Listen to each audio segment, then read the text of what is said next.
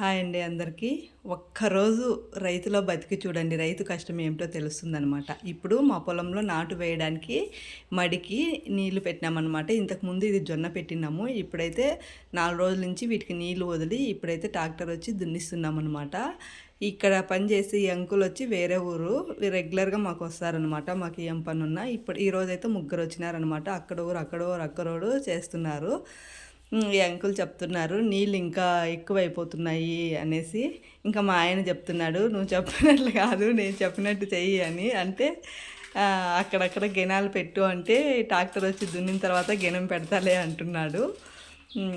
వద్దు ట్రాక్టర్ రాకముందే గెనం పెట్టేస్తే నీళ్ళు అనేది దున్నేటప్పుడు కిందికి పొరలిపోవు అని చెప్తున్నాడు. సరేలేనేసి ఇంకే గెనం పెట్టేకి రెడీ అవుతున్నాడు అనమాట.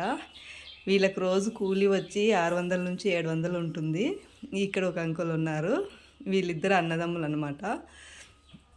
అలాగే ఇంకా వాళ్ళతో పాటు ఇంకా మా అంజీ కూడా ఉన్నాడు. అంజీ తెలుసు కదా, మా ఇంట్లో ఎప్పటి నుంచినో మా ఇంట్లో పనిచేసే అంజీ. ఆ ట్రాక్టర్ వెనకాల అక్కడ ఉన్నాడు. ఇప్పుడైతే కనిపిడు.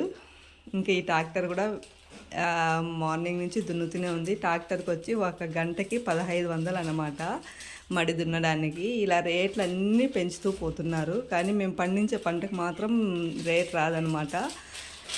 వీడియో చూసేవాళ్ళు తప్పకుండా ఒక లైక్ అయితే ఇవ్వండి ఫ్రెండ్స్. మాలాగా ఒక్కరోజు అంటారు కదా వ్యవసాయంలో లాభాలు ఉంటాయి అనేసి. ఒక్కరోజు పంటలోకి వచ్చి ఒక్క పంట పెట్టి చూడండి, అప్పుడు తెలుస్తుంది పంట లాభాలు నష్టాలు అనేసి. ఇక మా బోర్ నీళ్ళు దుక్కుతున్నాయి. ఇక్కడైతే చిన్నగా పెట్టినాము అంటే వేరే చోటుకు కూడా వెళ్తున్నాయి. ఇంకా పైరు అయితే ఇలా వచ్చిందనమాట.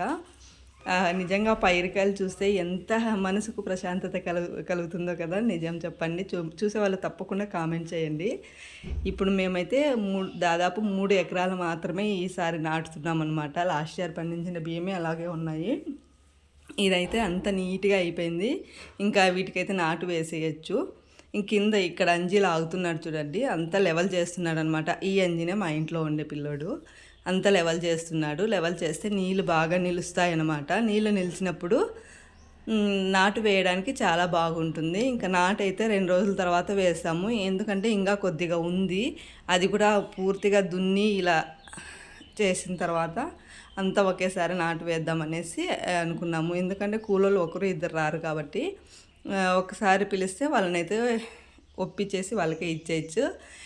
ఒకసారి అయితే మేము 5 ఎకరాల మడి నాటినాము. అప్పుడైతే దాదాపు 3 లక్షల వరకు ఖర్చు వచ్చింది. కానీ పంట మొత్తం ఫెయిల్యూర్ అయిపోయింది అనమాట.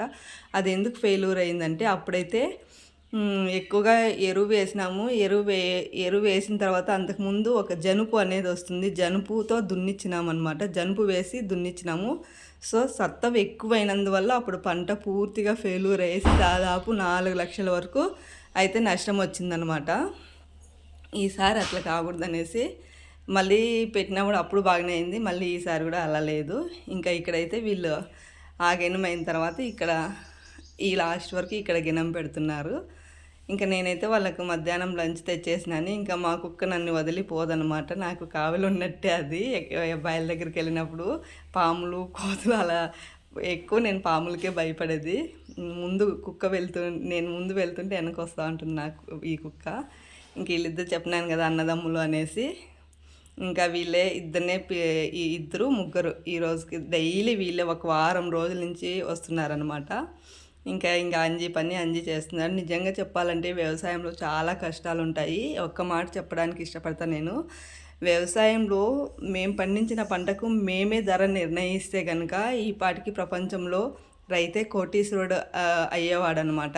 అందుకే మా పంటలకు మాకు ధర నిర్ణయించే హక్కు లేకుండా ఉండడం వల్లనే రైతు వెనకబడిపోతున్నాడు. నిజం చెప్పాలంటే చూసేవాళ్ళు వీడియోకి లైక్ ఇవ్వడం మాత్రం మర్చిపోకండి ఫ్రెండ్స్. మా కష్టానికైనా లైక్ ఇవ్వండి. మేము కష్టపడి పండిస్తుంటేనే మీ కడుపు నిండుతుంది. ఈ ఒక్క మాట గుర్తుపెట్టుకొని మాకు కూడా లైక్ ఇచ్చి సపోర్ట్ చేయమని నేను అడుగుతున్నాను. అంతే, మీ సపోర్ట్ ఉంటే మాకు చాలు. మేము ఇంకా కొంచెం ముందుకు వెళ్ళగలం ఫ్రెండ్స్. వీడియో నచ్చినట్లయితే తప్పకుండా లైక్ ఇచ్చి కామెంట్ మాత్రం పెట్టండి ఫ్రెండ్స్.